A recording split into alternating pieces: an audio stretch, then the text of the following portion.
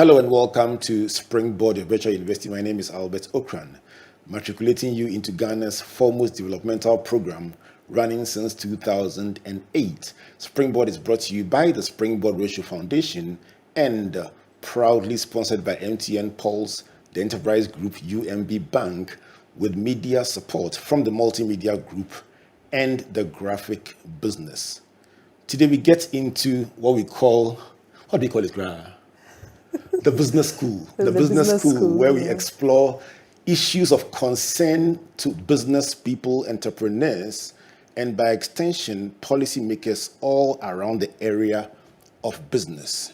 It's been a very challenging year and period for many businesses. So today we want to look at coping mechanisms for young entrepreneurs. If you are running a business, how are you coping with the issues that are hitting you on a day-by-day basis? So we'll look at things like staffing, things like idea generation, pursuing the idea, capital, finding capital, dealing with the various regulatory requirements and obligations, and even more importantly, recent issues like exchange rate and disruption in the supply chain. How is it affecting your business? Fuel prices. If you're a young person in business, this is the show for you. If you have any business interests, this is the show for you. If you are a policymaker, please tune in, log on, get everyone to listen, and let's have a good conversation. I'm fortunate to have two young people in business. George Agyeman-Budu is CEO of IBG Social. George, welcome to Springboard. Thank you. It's good to see you on show. It's exciting to be here on show. Yes. And I want to welcome Princess Dorcas Adegoke, CEO of Healthy Haven. Princess, good to see you too. Good to see you too, right? So you guys are just doing amazing stuff with your businesses. And for the benefit of our viewers and listeners, just starting with you, George, tell us what is IBG Social and what do you do? All right. So IBG Social is a digital marketing company. We started off as a social media agency in 2019. And by God's grace, we've evolved into a full-fledged integrated marketing communications company. So we are privileged to manage some brands, both locally and across the continent of Africa. Yeah. Did you think you do this when you were in school? No. I can just say no. you know I did my first degree in IT. Right. And so I think my interest in all of the things I'm doing now culminated from my relationship with my mentor, my first CEO right after school. He's now Apostle Randy Osai Bediako. I know Randy very well. We did quite some stuff together when he was when he started the very first edition. I think I was in that edition or one of them, but we did a lot of stuff together. Fantastic person and truly. So he gave amazing, he gave my career a definition. He actually made me realize the love and passion I had for media communications. And he gave me very intentional mentoring. We close from the office and I go to him and he teaches me what to do, even how to knot a tie, how to fix a breast kerchief. I can see that you got results. Yeah, so that was when my interest in all of these things came up. And I feel like my life spent with him at Caris prepared me for what I'm doing today.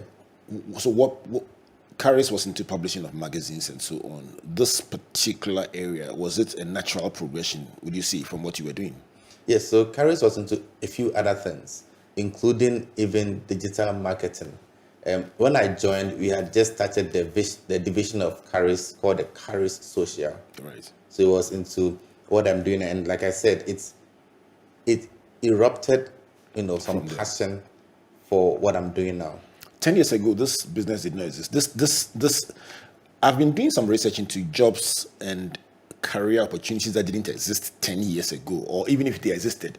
No one would leave university and tell your parents, I'm going to do a job as a digital marketing specialist. You say, well, which one is that one? It just didn't exist. Yeah. And so I'm just wondering that in the conversations we are having with those who are in school now, we should be more patient with them, because Patient, exactly. if we force them to do what exists, maybe where the money will be going for it doesn't even exist at the time. Yeah, that's but true. that's just a typical That's example. true, yeah. Let me come to you, Princess. Your area is one that Comfort and I are extremely passionate about. I mean, a little bit more biased towards your area. Agribusiness. Anyone doing anything in feeding this nation is our friend. You are feeding the nation in your own unique way. Tell us what you do at Healthy Havens. Okay, so Healthy Haven is a juice factory that we produce over 20 fruit juices, naturally, locally sourced from other farmers. And we are trying to do our own farming now. And I think we've been in business since 2019 till today. So 4 years or so. Yes, 4 years into our 5th year. All right. Because I guess to be our 5th year. Yeah. How's the response of the market to your juice? It's been amazing. Since now everyone is gearing towards healthy living, healthy lifestyle, healthy eating. It's been amazing. Some time ago, it was very difficult for people to visualize the value that a service company like yours brings to them. And so if you try to even quote for something, people will say, what do you provide? I mean, she provides drinks. So if I bought a carton from her, the drinks are still on my table. I'm drinking them. I can say I've drank 300 milliliters. You are selling services. Is there sometimes a challenge of people taking what you do for granted and not being able to relate to the economics of it? And how so how do you go around it? Yes, so we almost always have to explain, the fact that yes, it's a service, but it is value, so the value that it brings, and we try to let our prospective clients or even our clients understand the value that what we are giving to them brings to them. Howbeit intangible, but it brings a lot of value to them, even their bottom lines. Consumer behavior in our generation is rapidly changing. People consume or relate with businesses differently. And so we position ourselves in a way to make sure that it doesn't matter how your target audience want to consume from you digitally, we are there to make sure that that happens seamlessly. Digital media has become very much a part of our lives. And so the typical person, I mean, the average person that you're listening to is on Facebook, at least on Twitter, uses WhatsApp, and so on. And the attraction to people seems to be that these media are available for free, and therefore they can go there and utilize them to achieve their objectives. How do you convince somebody to pay for something that they like getting for free, or they assume the attraction about it is that it is free? How do you communicate the fact that they must pay for something? I think the first thing we do is to, get the word out there from the word go, that it is not free. Once you understand it's not free, then we can tell you why we think it's not free. And like every other thing, you can get a free version and you can get a paid version. The difference or the distinction is in the quality of value you get from it. And so if you want the value of a free service or a free service, you can't compare that to the value that comes with service that you are paying for. And so a lot of professional expertise goes into what we do, and those do not come for free. So we share that with our clients, and they get to appreciate it, the quality of where they get to see the returns on their investment. How measurable is your marginal or direct contribution to businesses? Fortunately, very measurable. Very measurable because of the analysis that come with what we do. And then also we are able to generate sales leads for clients who need direct sales.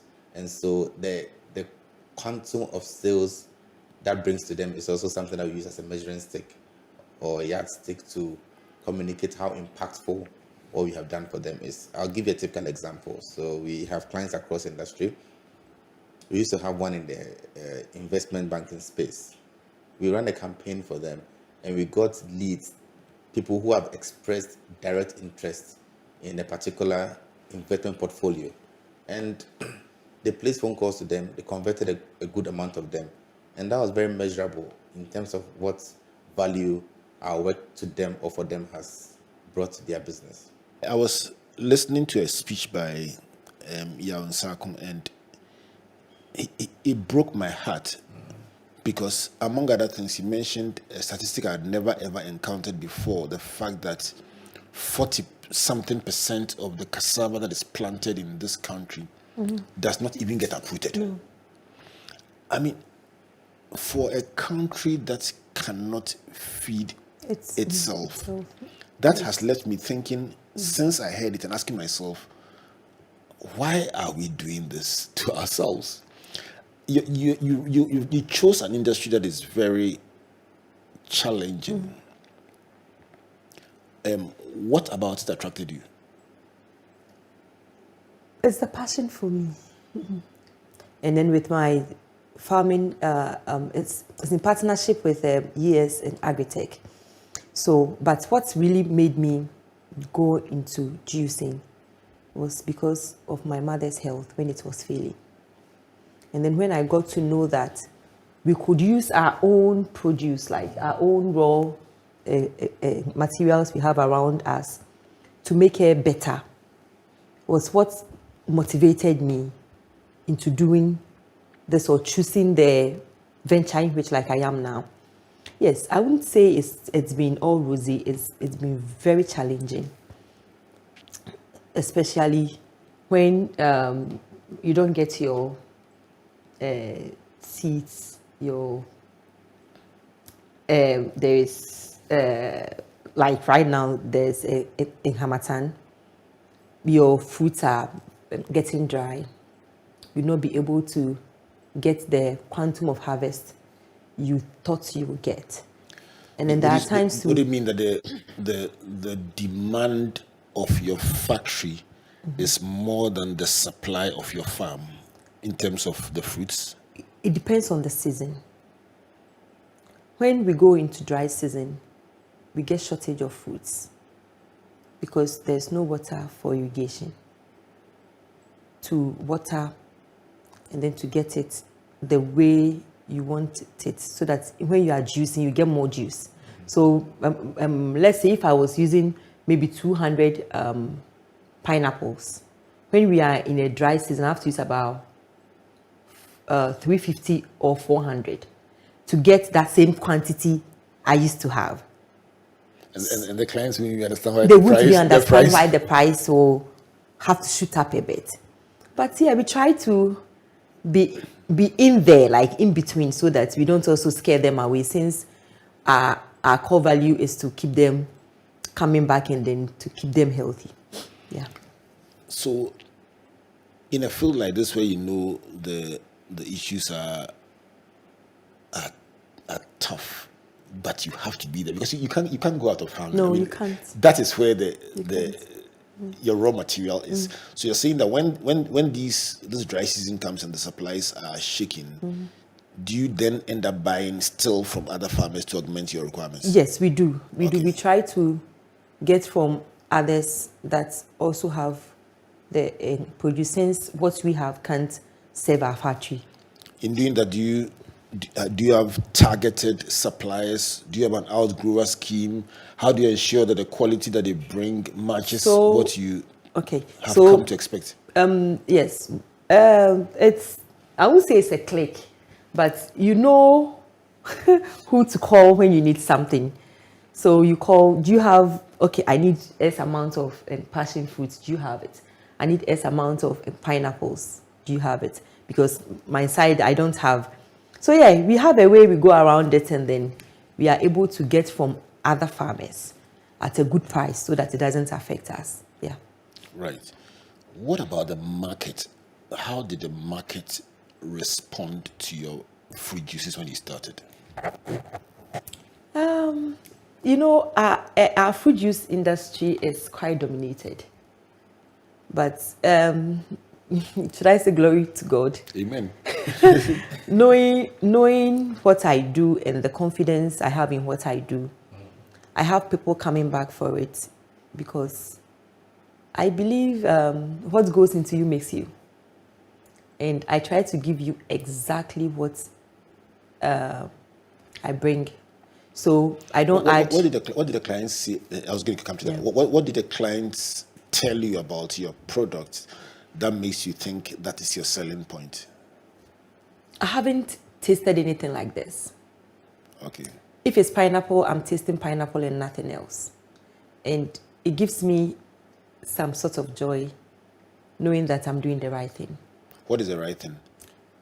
Giving them exactly what they want. Which is the pineapple that they eat in their home. They get the same taste, undiluted, no sugar, no additives, no preservatives. So they know you are not adding anything that will harm them in future. Yes. right. And it gives me a lot of joy. I'll come back to you. Let me go to you, George, and find out about the reaction of family and friends when you said you were going into business. I was fortunate to have a very supportive family and a very supportive group of friends who believe that once I've taken the decision to do this, because of past experience and how we relate to one another, they are willing to support. And so I didn't have to go through the discouraging moments from family or friends. They fully understood that it is a trajectory I have built capacity for, and in whatever way possible. I remember one of the friends I had, still do, said that it's going to be a very turbulent 1 year for you, and so I'm putting you on a salary. Are you serious? Yes. Oh. I wish I could mention the name.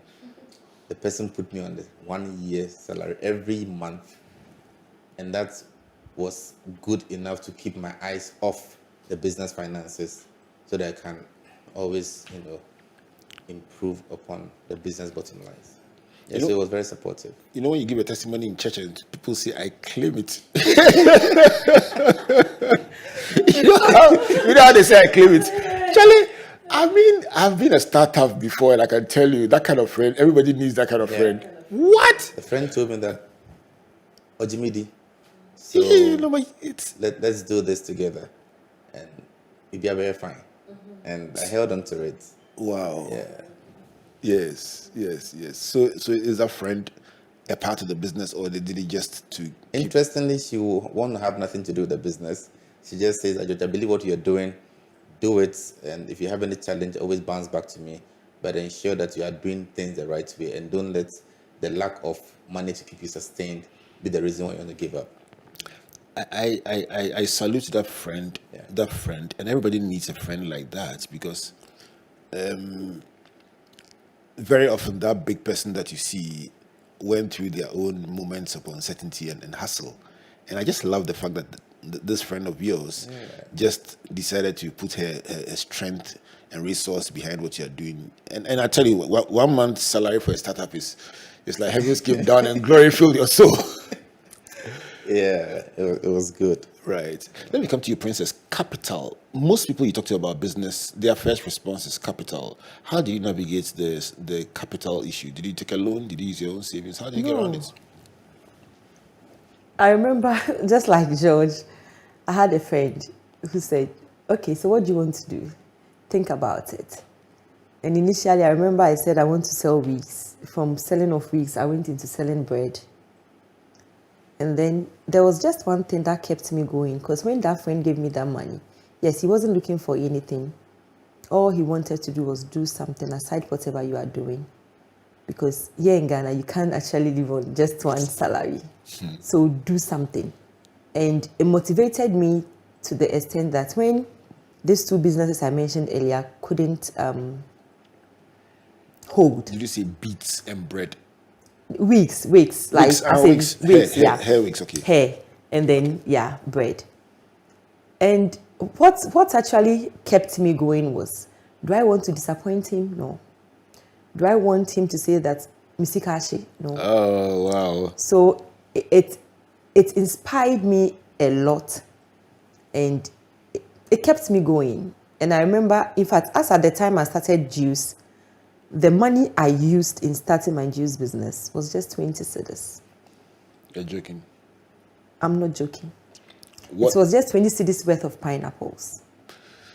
You know, these disclosures become a point sometimes of mockery because people can't relate to it. And I can understand why they can't relate because, I mean, it's just not, people just cannot relate to the fact that you started a business without capital. Exactly. And it was just a little by little thing. But for the benefit of those who are listening, who want to learn, what do you mean when you said you started with 20 cedis? Okay, so one day I came back from selling bread and I realized, okay, it's the same money I'm using to do everything. So I said, okay. And actually it was a friend in the office who said, every day you are bringing us bread. Can't you add any other thing? I said, okay, fine. So I sat down, thought about it. I thought of doing tea and the rest. Looking at the disadvantages, there were too many. So I said, okay, let me go and buy pineapple and do juice and see how this goes. I went to the market, bought 20 cedis worth of pineapple.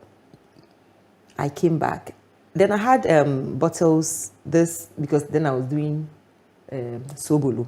So already I had bottles. So I blended my juice in my blender, sieved it, bottled it, and took it to the office the following day. And what I did was, when it went, everybody was like, oh, it's nice. There's no sugar. Are you sure you didn't put sugar? I said, no. It's nice. Okay. Then, before I could say Jack, it's finished.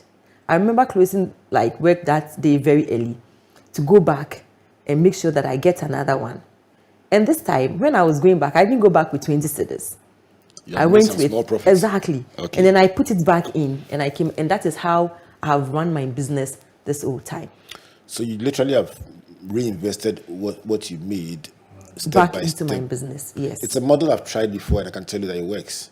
People will say that, well, it's a slow process, but you have control because you don't use gearing from anyone. Let's go for a break to allow you to catch your breath. When we come back, let's talk about the challenges of growth.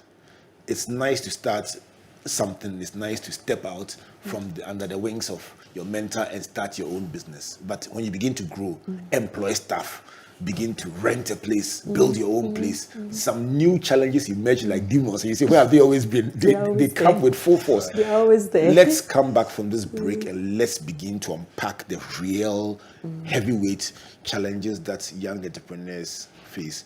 This is Springboard University. My guests for today, George Agyeman-Budu and Princess Dorcas Adegoke, helping me to understand the journey of building a small business and how they have learned from their experiences. We want to come back and find out the challenges of growth and how it can help you also in your quest to build a business. Please don't go away.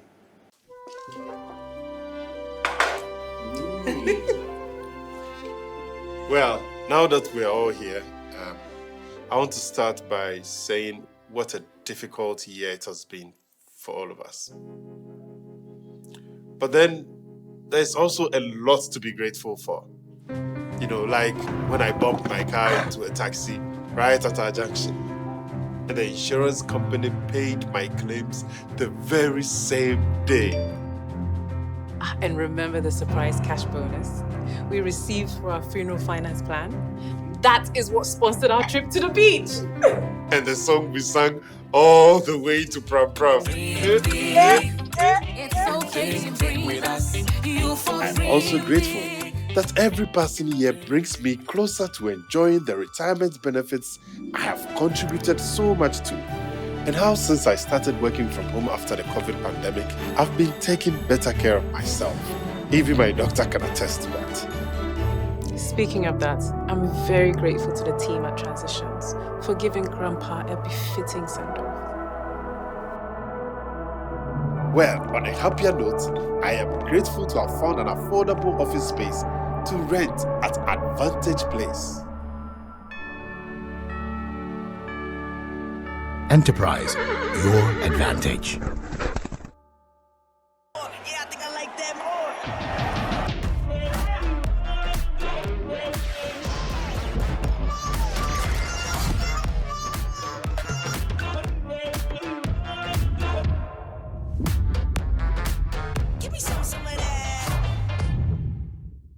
Welcome back to Springboard, a virtual university, and to this conversation in the business school about coping mechanisms for young entrepreneurs.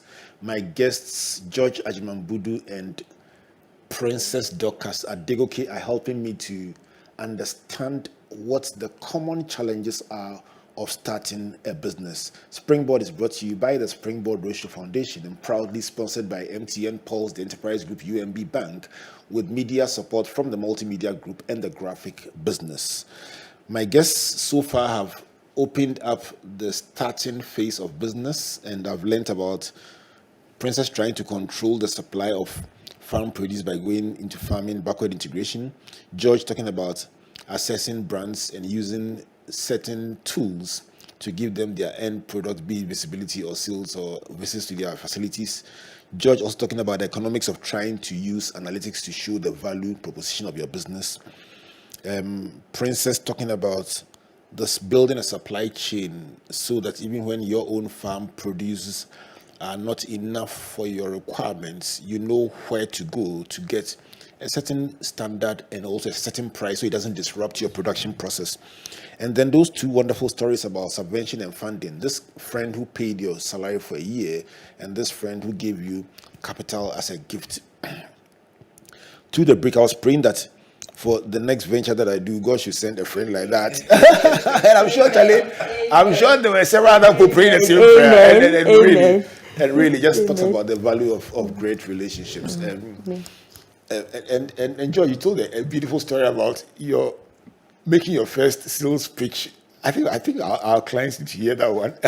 Great. So I was sharing with you then that I had this client in South Africa. Your very first big client pitch. Very first, yes. And we agreed on a time for a meeting via Skype. What I didn't do was to take into consideration the time zone difference. And so by the time it was time for the meeting, I was not prepared in terms of my outfits for the meeting. I got a call that it's time. I just, in my shorts, I jumped into my shirt and jacket, and I sat before the Skype and I had a meeting with my short, of course, with the benefit of not having to see what's beneath the jacket. And by the grace of God, that business went through, and it served as one of the reasons why we could scale up as a young business. Tell you about the power of the shorts. I wish I had somebody with me in there who would have taken a photograph. Of that. Yes. Yeah. Let's go on to growth pains, the pains of growing a business. It's nice when you start and everything is going fine, but as you begin to grow, that control that you love, you lose it sometimes because something can go wrong and produce can get destroyed. You can be swindled because the volumes are bigger. Share an experience like that, Princess, where you had a lot of vim, but something just went badly wrong and you lost money. I've woke up to a freezer full of fermented fruit juices, not in hundreds, like in thousands. Wow. And yes, it broke me. Tell me, what happened? So after production, there was light out. And I was just hoping that my lights were going to come on. By morning, we're getting ready to serve, and then we opened the freezers, and almost all the bottles in the freezers were bloated. Wow. And I remember my mother-in-law coming to my aid, telling me, not financially, but telling me, don't cry over the profits. You'll go mad. Just cry about the capital and you'll be fine. And that has been one of my motivations going forward when things go bad, because of the policy of not adding preservatives. When things like that happens, I'm able to fall back and say, okay, it's just the profit. Since my capital is fine, I can go back into business. Are you increasingly having control now over your own power supply? Because obviously, or is that the next level for you? That is the next level for me. Right. That's the next, because we are looking forward to building our own factory. Since now we've turned our residence into the factory. So we are looking forward to building our factory, which, yes, we are on course. And then probably like get a bigger generator plant that is going to help us solve that problem. But even now, yes, because that was in the beginning of the business. So now we've been able to like drive strategies to be able to curb that, should I say menace or should I say spoilage? Right. Yes. So Because you sell fresh, it's going to be a very clear and present very, danger for very, you. very. Okay. Have you tried exports? I wouldn't even call it exports. We try selling to customers who are traveling. So let's say you are traveling and then you want to have like a couple of our juices with you. We have a way we package it. Then you can put it in your hand, in your luggage. Checked-in luggage, And then okay. yes. But there was a time a friend called me. In fact, Reverend Abraham Lamte, he's my father. He called me that he has a big gig for me. I should come to his office right away. I was excited. I went.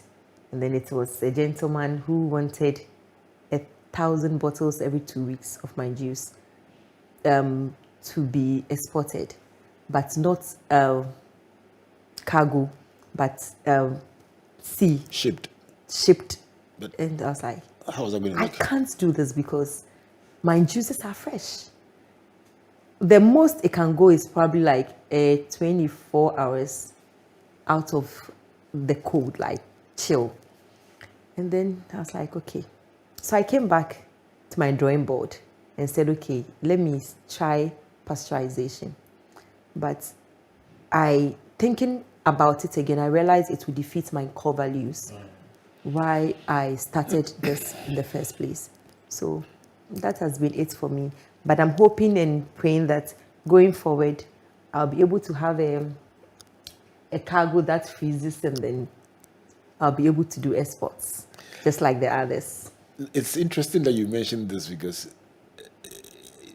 you describe a clash between your values and cash. Yeah, yeah. So yeah, you're looking at potential cash to be made, but for that cash to be made, something that does not fit into your business models, and your values are about fresh and about people being able to say this is almost like literally eating the pineapples. That you can't get when you change to what you are doing. You don't. But then the question also is, can you scale this up beyond some point, and what will it take?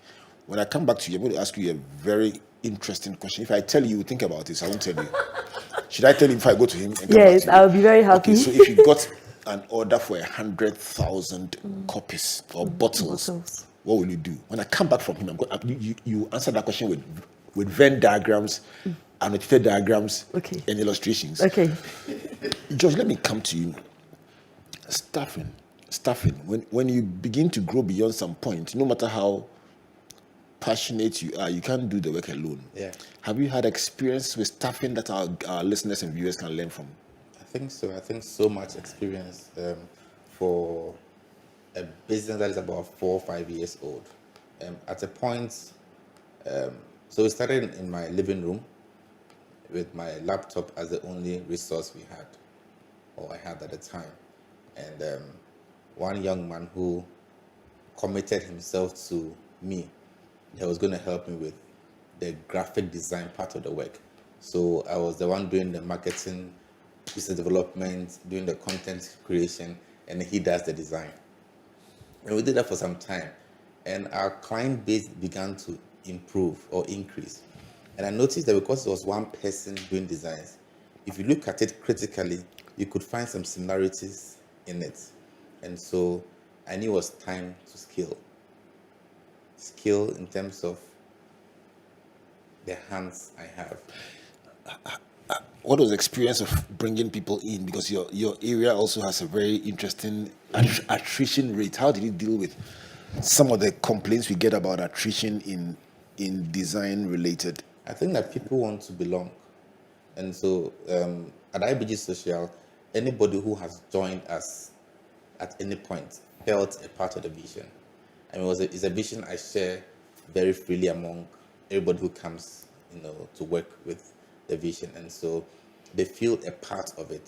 So your retention strategy is to make the staff feel a part. Have you had the fingers bent before? Yes. Tell me about it. I like to hear the challenges as well. So our viewers can, tell me about your I think it has to do ones. with their personal attitudes, which I would not condone. When it comes to cracking the whip, I think I'm pretty swift on that. And so I can be very, happy with, the ones I realize that you've gotten the point where the whip must be cracked, I don't hesitate. When we have deadlines to meet and you disappoint me, you have inadvertently caused me to disappoint a client who has done you no wrong. And so those are the things that I have had to experience. But like I said, it comes back to, and I've also grown to understand how to treat people better. Initially, you would want to think that it's all about the work, but I began to realize that there are also people who have needs, and especially when I started hiring staff of the female gender, they have there's a way they approach work, some of them, and you need to be very attentive and emotionally intelligent to get the best out of your staff, and that has really helped me improve upon myself as a leader to these people that I hire as workers. Princess, how do you go about retaining your staff, and what challenges have you had that listeners and viewers can learn from? Because many people are listening and saying, okay, great stuff when you tell me about the progress you've made, but help me to also know how to deal with my own challenges. So I'm hiring staff, I'm having challenges. Have you had challenges with hiring staff that you like to share them with me? They come today, tomorrow they are gone. Okay, so you've had attrition issues. They come, okay, and then they feel some sort of entitlement because they feel they are helping you make money, so they should be paid more, they should be making more.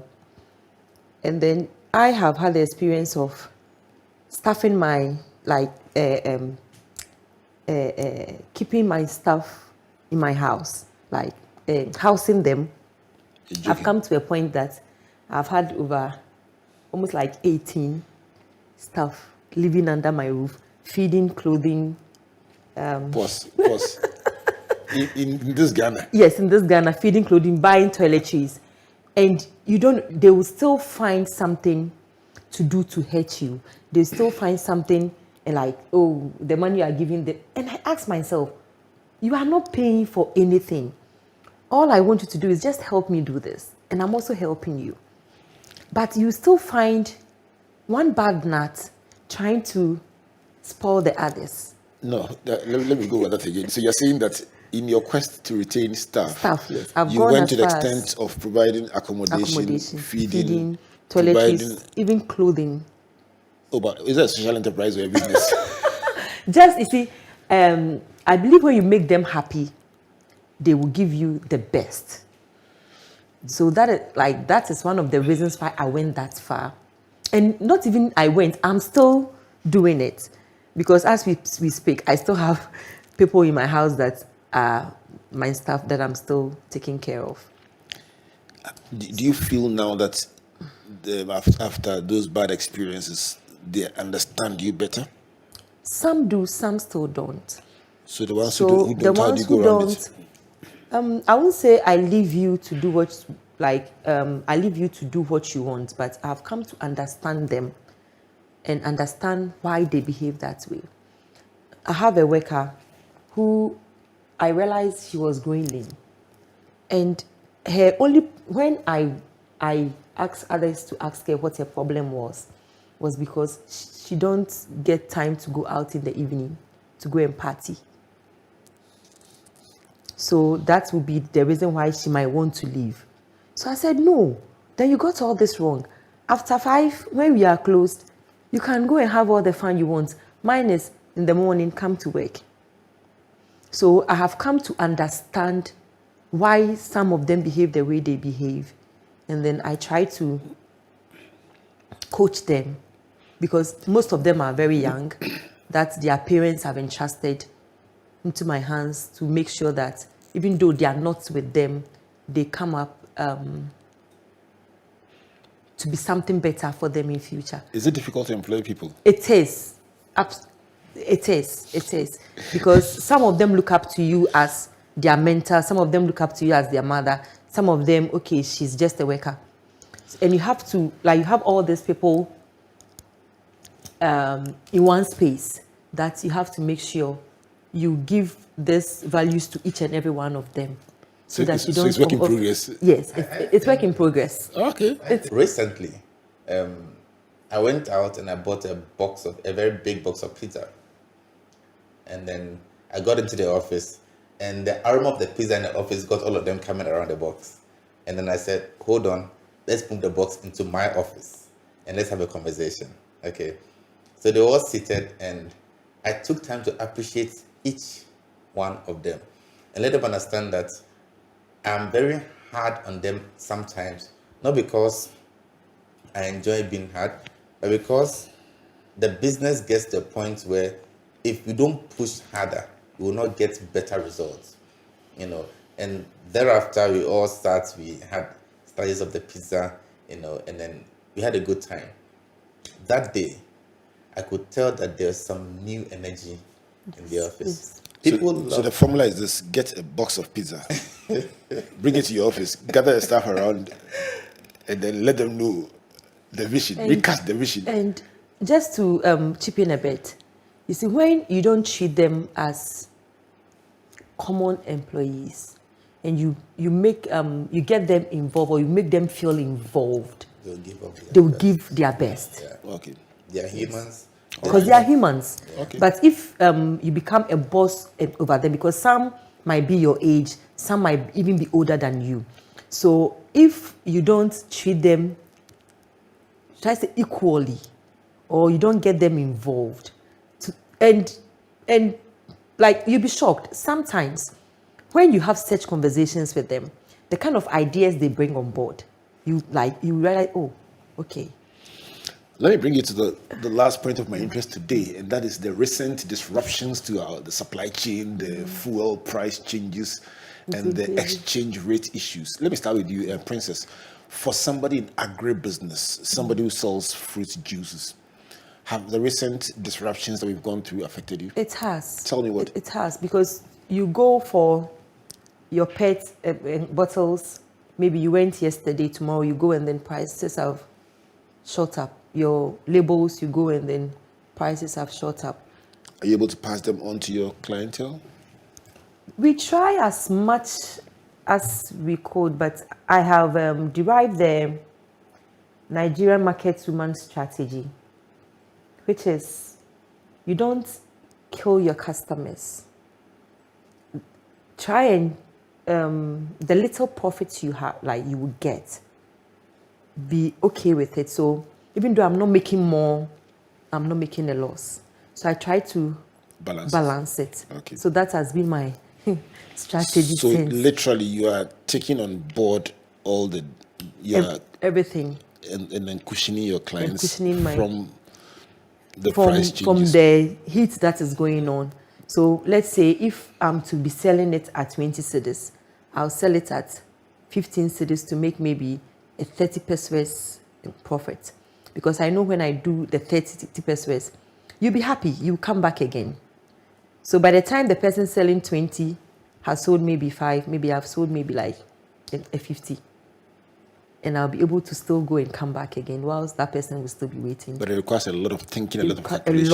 A lot of thinking, and a lot of calculations. I'm going to come back to you on that question that I asked. To close, George, how have you dealt with the disruptions that we faced in the recent times? Exchange rates, prices, supply chain. And as a business owner, I very often look at things from the point of my team. How is this affecting them? What can I do to make their life better? Because they need to be comfortable to be able to give up their best. So what I did was to, for instance, the fuel prices.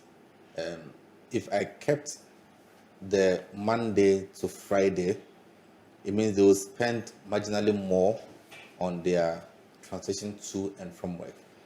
And so we had a conversation. I love conversations. Oh. We had a conversation in the office. I'm like, if we maintain the Monday to Friday, you still come to work. And you still spend X amount of money coming and going back home. So if I increase the amount of money you earn, it will still go back into TNT. So let's do this. Let's reduce the number of days we come to the office. So we do Monday in, Tuesday out, Wednesday in, Thursday out, and Friday in.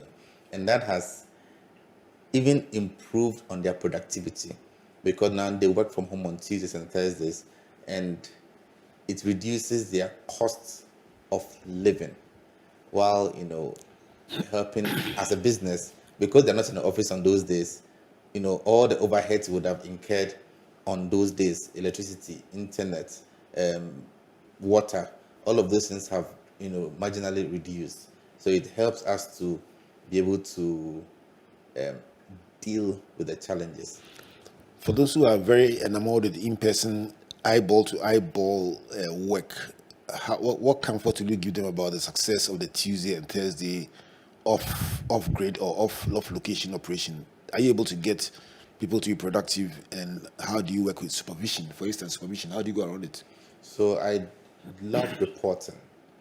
For every task assigned to any team, there's a team lead assigned to the project. And so I don't even have to go to the entire team. I hold the team lead responsible, and I ensure that reports are sent on work done on time. And they're on their toes. They understand that whatever we do is tied to the vision of the organization. And so they will not sleep on task. And it's really been helpful. I even wish I could find another day. Hey, really?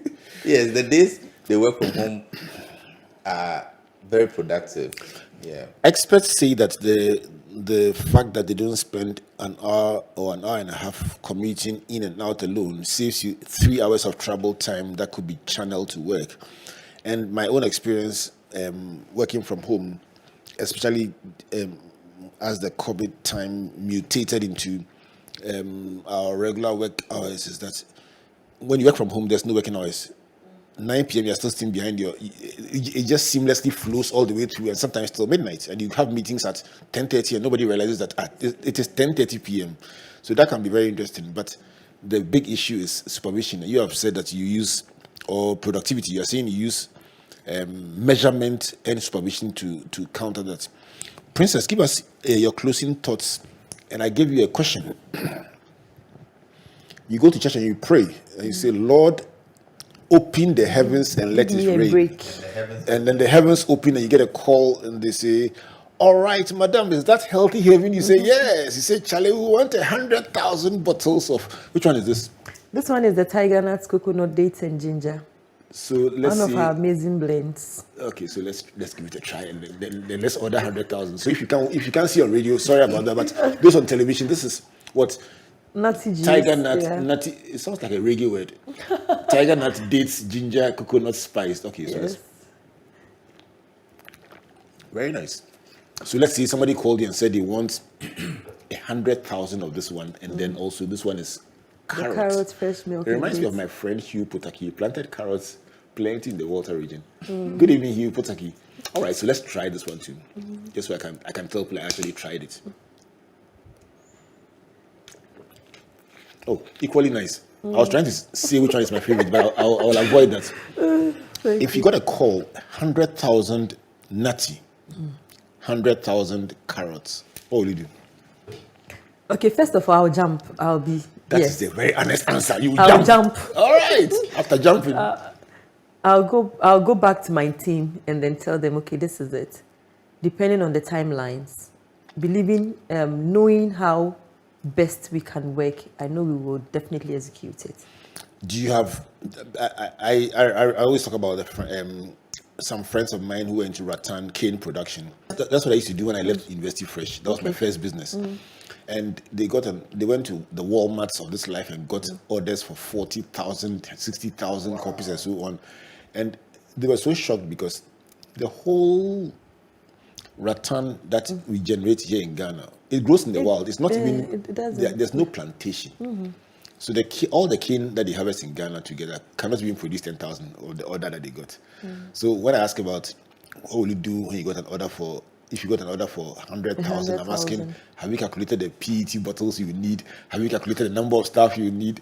If you don't have an answer, don't worry. When I invite you next on Springboard, Yes, I will. please I, come I think back. I haven't really thought about it, but with the team and then with the little machineries we have, maybe we have to get more machineries to execute that. But I want Venn diagrams. What will be your closing thoughts for our listeners and viewers who are listening to us today, especially young people in business, about coping mechanisms for tough times like these? I would say that the journey of entrepreneurship is not for everybody. That's number one. Number two, we can have fine professionals who are not entrepreneurs, and we can have fine entrepreneurs who are not into corporate. So it's okay to be a fine public servant. It's okay to be a fine entrepreneur, but entrepreneurship is not, for me, for everybody. Secondly, nobody's an island. And so on the journey of entrepreneurship, one of the things you need is support. You need to have your support system very well placed. Is it family? Is it friends? Is it partnership?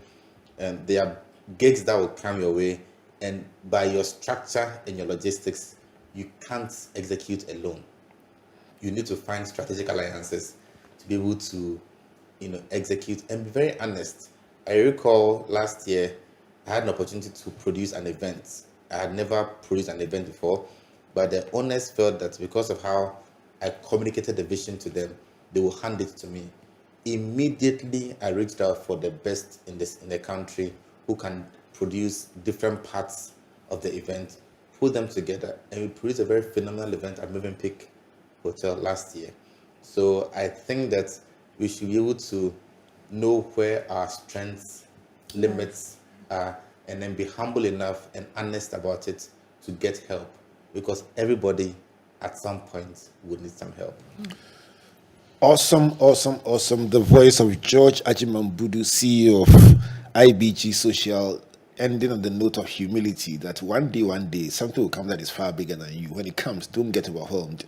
Just build strategic partnerships to be able to deliver it. And you own part of a successful event rather than carry it all in your head and crash in the process. I would like to meet you again, George, and then also Princess Dorcas Adegoke. And I want to thank you for joining me on Springboard of Virtual University.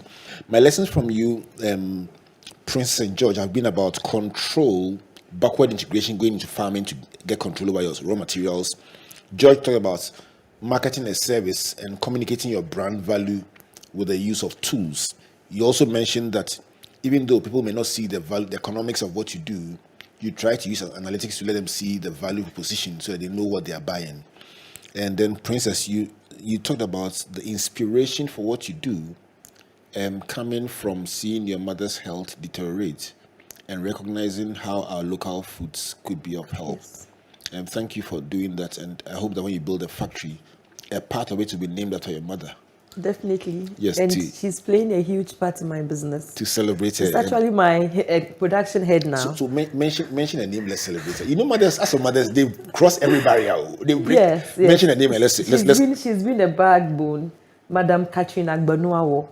Madam Katrina, God bless you for what you do for your daughter and for being that big inspiration for her. All right, so we also talked about the supply chain. When your own supplies are inadequate, having a network of people that you source from to maintain the quality. You both shared amazing stories about support coming from unlikely sources. Yours in the form of a 1-year salary subvention, and yours coming in the form of a friend who gave you business capital that you're not supposed to pay back. I mean, incredible. Then you talked about the pain of rotten fruits resulting from power failure, and then also the clash between your values and cash with that export order that never was. And then you talked also about the challenge of staff who fail to meet their deadlines, George, and the fact that when you go at them for that, it creates a clash and how you need to stand your ground, but at the same time, you've learned and appreciated them as individuals, and therefore it's made you a better leader and a better person. Princess, you mentioned the challenge of sometimes just not being able to please people because you give them much more than you think they will get elsewhere, and you still find that there's more that they want from you. But I love the humility of saying that it's work in progress, still trying to figure out how to retain staff and make them feel fulfilled and happy. The ending note from both of you. So George, you shared about your experiment with in, out, in. So working Monday, Wednesday, Thursday in person, and Tuesday and Thursday, Monday, Wednesday, Friday in person, and Tuesday and Thursday off-site. And you're saying they are using different approaches, including supervision and measurement, to get the results, and the days they don't even come end up being more productive than the days that they come in person. So now you're looking for one more day. Okay, you just add Wednesday. All right. And then we are going home with an assignment for Princess to think through what she would do if one day she got an order that is probably 10 times or 100 times the biggest order you've ever executed. And for everyone listening to us and watching us, that is an assignment you must do. What if one day you open your church and the number of people at the door is 10 times your congregation size or your seating size? What if you got an order and the capacity of your factory, the order is 10 times that capacity? Just a question. What will you do?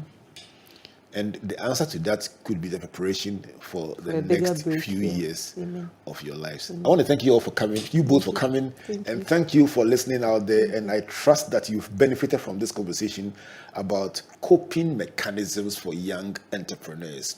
On behalf of Team Springboard, as well as our sponsors, MTN Pulse, the Enterprise Group at UMB Bank, and our media partners, the Multimedia Group, and the graphic business. My name is Albert Ocran, saying God bless you, and God bless you. He's a